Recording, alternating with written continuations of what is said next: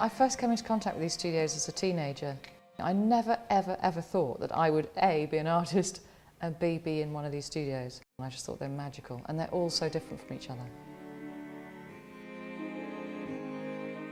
The time when there was New York, Paris, London, St Ives, back in the day, you know, as the centres of contemporary art in the world, that's no longer the case.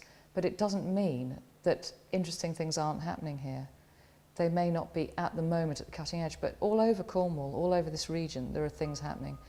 And I just think it's just stupid to let any part of that die, because it means that you're snuffing out something that could be fantastic. And I think the people that are making work here now, you know, there's some interesting stuff going on. It's not a backwater. It's thriving, but it's thriving despite the state of the building somehow.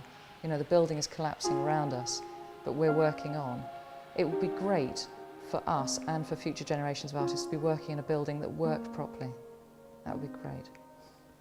For me, it's a fantastic place to work because of the space inside, but I think the space outside is vital too, because it allows your mind to drift.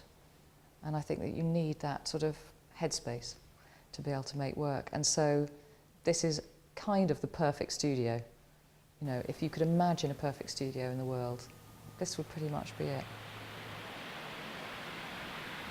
Well, we're all very aware of the weather. Obviously, when the wind is coming in straight at the studio, it's like being battered, and the roof whistles, and there are buckets out for catching water and everything.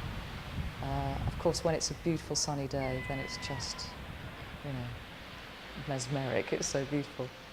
Without a place like this in St Ives, where fishermen are working and the artists are working together in a building that's the outside of which hasn't changed since the 18-somethings. I don't know, it's a rare thing, and I think it's unique nationally. And I think the exciting thing is that it's not going to be preserved, it's going to be improved, it's going to be kept alive. And that really needs doing. It'd be so short-sighted to let it fall into the sea. If it's just sort of allowed to become a ruin or a kind of historic, I don't know, almost a museum piece, it'll lose its whole heart.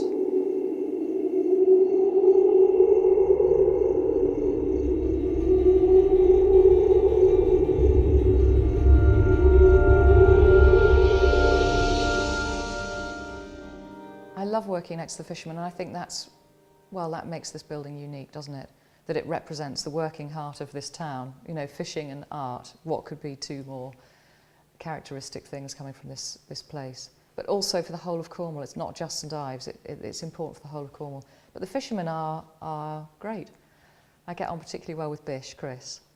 And I think there's a kind of almost like a healthy disrespect for each other, which I think is the best thing, really. There's a kind of gentle teasing about the fact that artists have this reputation for not really doing much, you know, and somehow passing their day in here. But I think they know that we're working, and gosh, we certainly know they are as well.